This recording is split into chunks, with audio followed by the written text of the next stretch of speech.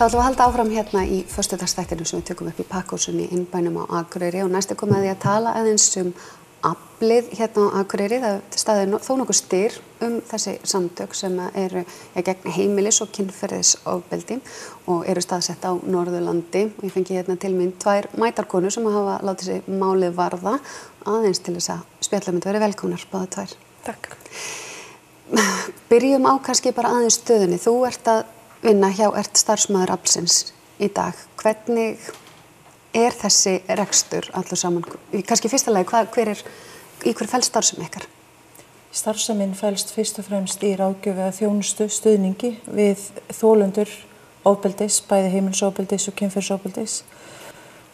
Fræðslu og forvarnum, við förum til dæmis í alla grunnskóla Akureyrarbæjar með fræðslu og forvarnir inn í 2 árganga og förum þangað sem að í rauninni fólk vil heyra hvað það sem við vitum og kunnum heimilisofbeldi og kynferðisofbeldi.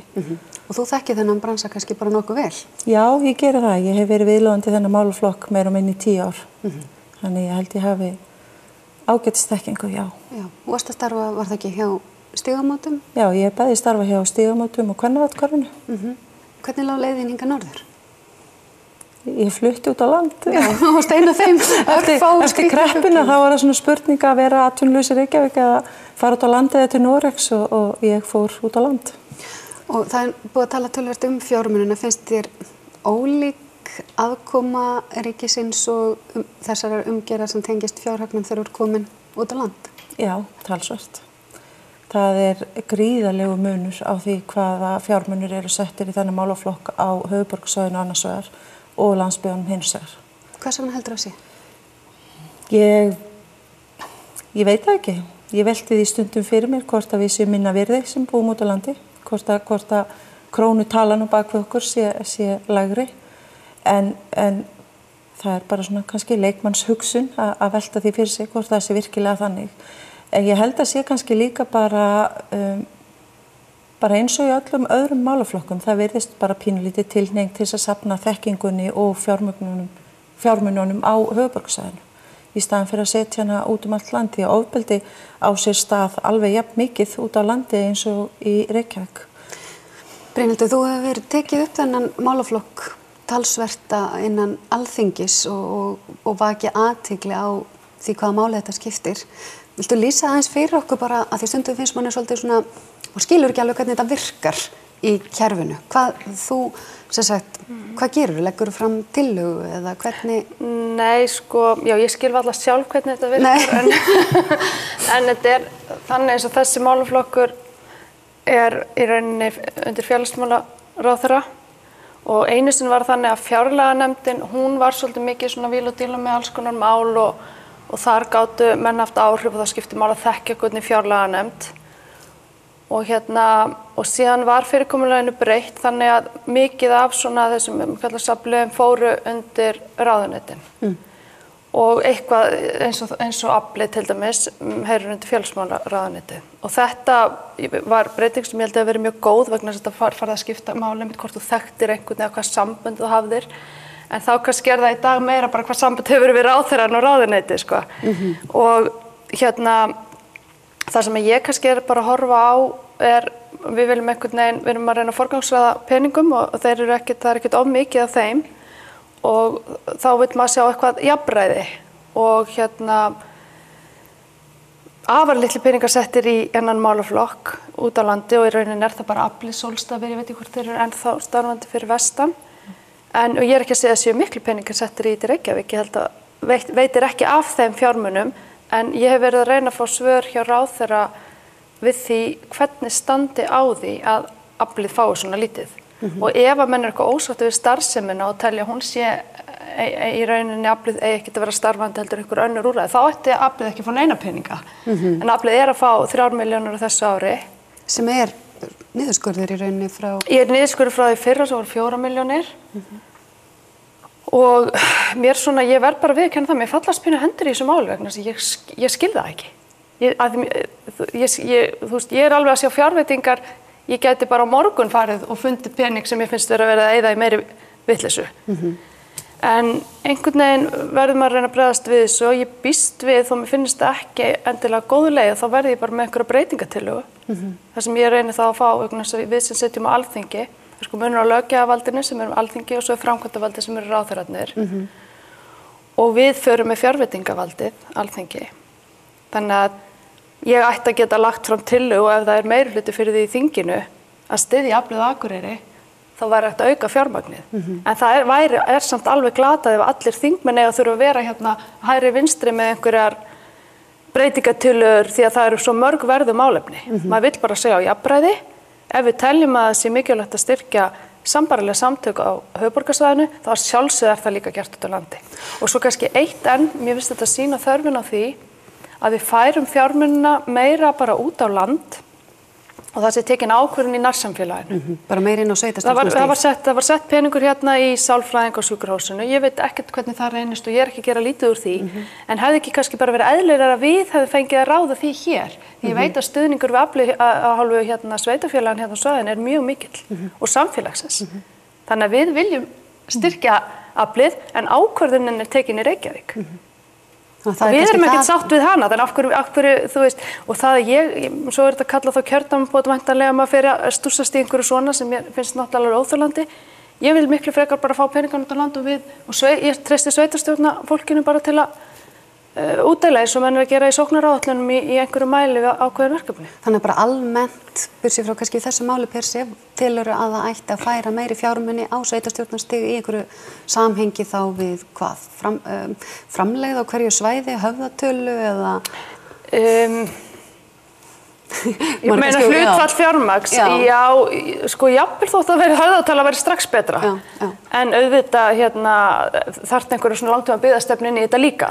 Sem kannski vantar svolítið. Vantar algjörlega. Og þetta eru svo undarleg mál vegna sem maður fylgst með þessu, ég hef fylgst með þessu í mörg ár og þetta er alltaf einhvern veginn mjög skrítin fyrirbæri og engin heildarstefna til lengri tíma. Nei, og verður svona einhver plástur á bútasaumur og einn ákveður að flytja heila stofnun með rótum. Ég er mjög fylgjandi því að höfuðstöð Fiskistofu sé á Akureyri en aðferðafræðin var algjörlega kolröng og meðan annar ráðherra er að búa til eitthvað lestrarátak og ákveður að allir nýjir sem ráðnir verða inn í það átak sé á höfuðborgarsvæðinu. Þannig menn eru bara sitt hvað ráðherrinu sem er ríkisstjórn að gera bara, þú veist, það er ekkert samræmi nein og engin stefna. Það er svo annað mál, sko. Já, það er annað mál, en það tengist nefnilega samt sama málinu. Hvað með það þegar þú tekur þetta upp? Þú ert í minnihluta á Alþingi og þú ert að taka þetta upp og þú ert búin að vera tiltölulega hávær í þessu, örugglega óþolandi fyrir þá sem er ekki sammálaðir.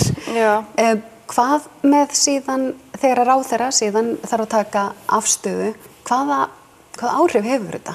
Þú veist, upplifur að það hreinlega geti orðið bara, guð, hún er búin að vera svona pirrandi í þessu, ég ætla bara að segja nei? Sko, maður vonar auðvitað ekki og það sem ég bara skipta mestu máli er að það sé allt einhvern veginn upp á borðinu. Ég myndi vilja fá meira að sjá á hvaða forsendum ákvarðanir eru teknar. Og þess vegna við segjum, ok, þessir liðir, þetta fjárveitingavald fer einhverju leyti frá Alþingi, fjárlaganefnd yfir til ráðuneytanna. Það er allt í lagi, en þá vil ég líka fá að sjá á hvaða forsendum eru við að veita þessum fjármunum í þetta og þessum í eitthvað annað.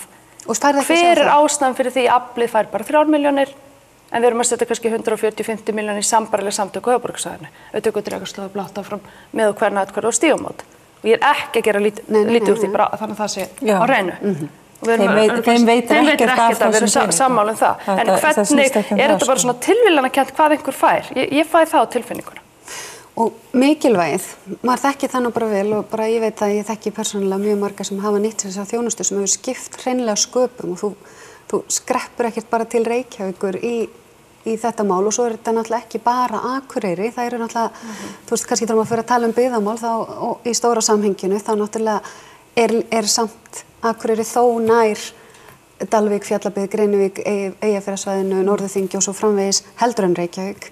Þannig að það er fólk að sækja til ykkar að stærra svæði eða hvað? Já, auðvitað er það staðreynd að við erum staðsettar hér á Akureyri eða staðsett og stærstur hluti okkar skjólstæðinga kemur frá svona stór Akureyrarsvæðinu til Eyjafirði en bara alveg eins og að stór hluti þeirra sem nýta sér þjónustuna á höfuðborgarsvæðinu kemur af höfuðborgarsvæðinu en sko þjónustusvæðið okkar í rauninni samt allt landið vegna þess að við erum með vaktsíma sem opin allan sólarhringinn og við fáum símtöl jafnvel á næturnar og helgar og hérna á helgidögum í þennan síma þar sem að ekki opið þá nema hjá okkur og í kvennaathvarfinu. Þetta einu staðirnir sem bjóða upp á þennan vaktsíma og það af öllu landinu. Við erum líka með fólk sem að mæta hér í viðtöl sem keyrir sig alla leið jafnvel frá Blönduósi eða frá Austfjörðunum sem að koma hingað þannig að þjónustusvæðið klárlega ekki bara Akureyri þannig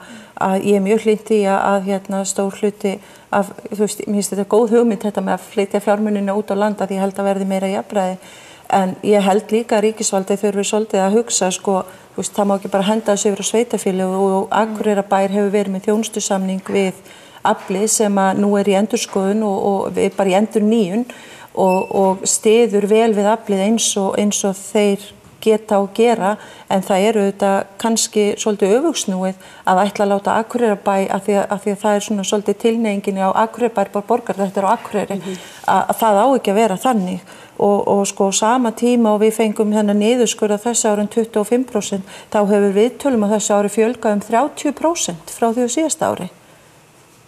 Og á höfuðborgarsvæðinu hefur þessir sko þjónustu, það hefur verið aukið fjármagnið í þessa þjónustu á höfuðborgarsvæðinu þó að hafi skipst öðruvísi milli samtaka heldur en það gerði áður.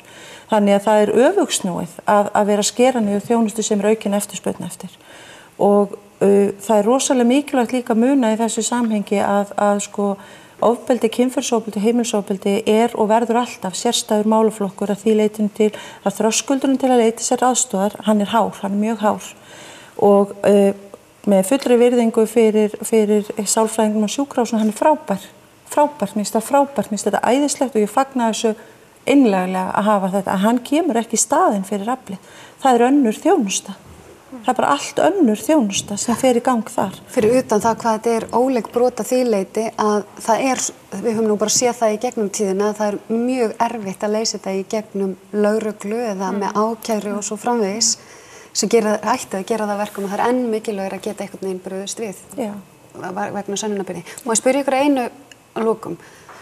Þetta tilfinningalegu málaflokkur. Þetta ekki bara krónur og aurar til þess að skila einhverjum arði til eigenda eða góðum áskýrslum, þetta snýst að reka sig á núlli af einhverju ástríðu til að láta gott af sér leiða. Finnið ekkert fyrir því að verða bara pirraðar, reiðar eða sárar þegar þið farið í gegnum þetta? Á því svara svo heiðarlega. Já, auðvitað gera það. Þetta gerir það verkum vegna þess að sko ofbeldi hefur ekki bara áhrif á þann sem því beittur. Það hefur áhrif á alla þá sem að hann standa. Ofbeldi hefur líka áhrif á gerandan og það sem á honum standa. Og þetta snertir okkur öll, og þetta snertir sko fólk allstaðar og þetta dýrt. Það dýrt að vera með þolendur heimilisofbeldis eða kynferðisofbeldis, það mjög dýrt. Og það dýrt að hjálpa þeim ekki. Þannig að jú, ég verð mjög frústreruð, mjög pirruð og reið. Ég verð ekki sár, ég verð bara reið. Ég verð bara ösku ill í rauninni. Þegar maður heyrir og finnur að það ekki jafnræði á milli því sko hvort þú beittur ofbeldi og býrð á Akureyri eða hvort þú beittur ofbeldi og býrð í Hafnarfirði. Það bara, ég verð ösku ill. Já, ég bara tek undir það. Einhvern veginn óþolandi skilaboð til fólk sem að vinna þetta starfa mikilli elju, fórnfýsi og þetta bara óþolandi. Þess vegna ég nú að reyna að potast í þessu og mér finnst líka óþolandi sem þingmanni þar sem að vera að horfa á stóru málin og hefur nóg að gera að ég eigi að þurfa að vera að sinna þessu. Mér finnst þetta bara skammalegt. Að þetta ekki heldur sko. Þetta enga risa upphæðir sem að tala. Þetta eru smáur. Ég get fundið í fjárlagafrumvarpinu bara hvað blað sem þá get ég fundið lið sem væri hægt að skera niður á móti. Akkurat. Þú veist, við erum með alls konar verkefni sem að ég ætla ekki að fara út í hér sem að maður bara hugsa, einmitt, ger þetta endilega, þetta frábært. Skerum niður hjá aflinu. Ekki gott. En áður en ég slepp ykkur, þá það Menningarhúsið Hof núna helgina. Það Kristjana og konur að fara að flytja tónlist fyrir konur, eftir konur með konum. Já. Fyrir alla. Fyrir alla, já, akkurat. Og það tengist ykkur? Já, Þorvaldur Bjarni hafði samband við okkur og vildi bauð okkur samstarf og það sem sagt ef þú kaupir miðan eftir ákveðinni leið sem þú getur séð inn á Facebook síðu Aflsins, fésbókarsíðunni okkar, þú getur séð þar hvernig þú getur keypt miða á tónleikana og styrkt þar með aflið í leiðinni og það ákveðin fjöldi miða þar sem að 60% af andvirði miðans rennur beint til Aflsins og þetta auðvitað bara frábært og þetta akkurat það sem að Brynhildur var að tala hérna áðan, þessi stuðningur úr nærsamfélaginu. Þetta það sem við finnum hér gríðarlega sterkt og þetta svona einn liður í því og hérna pínu ljósglæta í vonbrigðunum með að hafa fengið synjun á viðbótarframlagi. Kæra þakkir fyrir komin og gangi ykkur vel í ykkar störfum. Við ætlum að halda áfram í föstudagsþættinum og eftir henni lok þáttarins þá ætlum við að fá smá tóndæmi frá henni Kristjönu.